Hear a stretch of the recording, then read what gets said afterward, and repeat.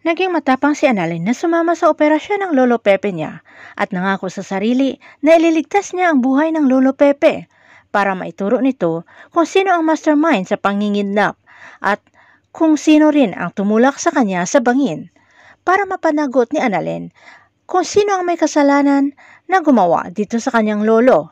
Samantala, dumating sila Officer Gonzaga at ibinalita na na-recover nito ang 70 million na ransom money. Pero wala ang 30 million na may posibilidad dala ito ni Dax ng tumakas. Samantala, pagkatapos naman ng mahabang pag-aantay nila Giselle at RJ at kasama rin si Moira na nagpapakita talaga ng concern sa matanda, ay lumabas sa operating room na sila Doc Benitez, Doc Lyndon at Dr. Annalyn.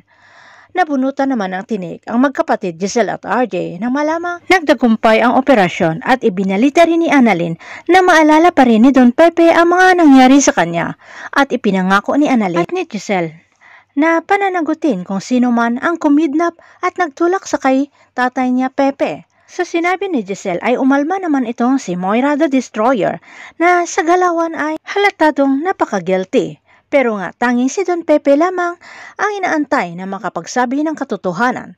Kaya gagawin lahat ni Zoe, Moira at Doc Benitez na hindi lalabas ang baho nila. Ano kaya ang gagawin ni Zoe at Doc Benitez sa matandang Pepe para hindi nito ikanta ang kanilang sekreto na anak ni Carlos itong si Zoe? Abangan na lang natin ang susunod na episode dito sa Abot Kamay na Pangarap.